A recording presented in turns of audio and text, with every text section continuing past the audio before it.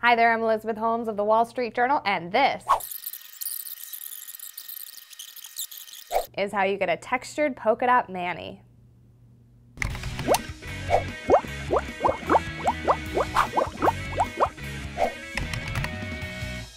Nail art is going to the next dimension by adding texture.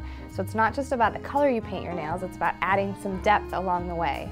To break it down for us, we're turning to Sally Hansen nail expert Tracylee. I am obsessed with all that you have here, so let's jump right in. I'm so excited. How are you? I'm great. So, texture, adding a little bit of something to the nail. Yes. Do you love it? I love texture. Texture is great. It just makes the nail more interesting, gives it the depth and dimension like you had said, and it just makes it fun. Yes. So you've cleaned up my hands and put a base coat on. Thank you very much. You're welcome. So it's good always to start with a nice full bed of color, right? Yes. If you're adding texture. This is Guilty Pleasure. This is from the Complete Salon Manicure line of Sally Hansen. Okay. It's gold. It's my favorite gold color. It's beautiful. So tell us some tips if you're not quite as talented as you are, what the rest of us can do if we want to paint our nails at home. Well, I think that the best advice I usually give people is to make the coats very thin. You know, sometimes you may need 3 coats to get a complete coverage that you want, but it's better to do it 3 thin coats than 2 thicker coats. Okay. And always cap the edge of the nail, the very tip of the nail here. Okay, so you swipe a little at the end. Swipe it at the end, yep, and it's going to give you a little bit more longevity. I love that, because if you're going to take the time to do all of this, you want it to last as long as possible. Yes, exactly. Another tip for the do-it-yourselfers is do your less dominant hand first. Oh, People struggle. Because what happens is when you do the hand that you're comfortable with, your right hand, you're trying not to mess it up. So it's a little bit more difficult. Oh, so you're giving, yes. So because you're already not comfortable with your left hand because it's not dominant, but now you have a wet left hand. So, and to try to use that, so it's much easier if you do this hand first, and now your stronger hand, you can still be able to go into your left hand. Got it. To polish. Get the hard stuff out of the way first. Exactly. So now next, we're going to get to the fun dimension part. And what I'm using here is I have Sally Hansen Gem Crush. This is Big Money. This is one of my favorite glitter polishes.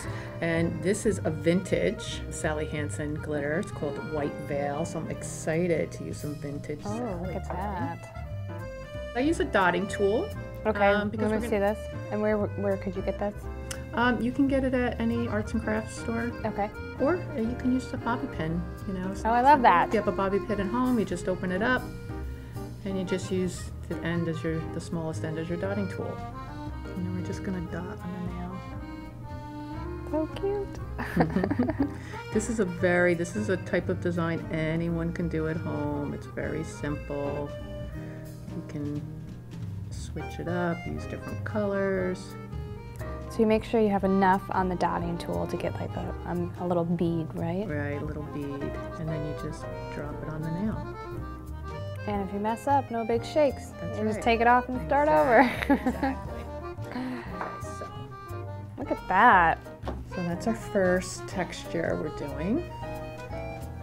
And now we're going to go back with this. And I like to just pour it out so it's just easier and it's cleaner than sticking it in the bottle. This is our vintage Sally Hansen. So excited. You can see this has some white and gold flecks. So now we're just going to add a little bit different dimension and color. I like how you're getting like at least one little piece of glitter in each little dot. Yeah. I think I am going to add a little bit. We have a little bit of glitter here. I think I'm going to have a little bit more fun with this. Okay. Just a couple little small pieces. So this, like, you could get at a craft supply store. Yeah, get it anywhere. Some straight up glitter. Yeah, and I'm just going to use the base of the vintage Sally to grab my glitter. Or you can just use top coat. I'm just going to top on top. Just a couple of these just to make them a little bit brighter. So So she's adding on top of the dots that already exist. Right. Love it. Just a couple spots, just to bring out a little bit more glitter. I love glitter. I use glitter a lot. I like doing ombre with the glitter, mixing it up. Anyone who has a party or a holiday celebration, this is a fantastic design. I feel like you could wear a really simple black dress and just have super sparkly nails. Yep, great. And that's all you need.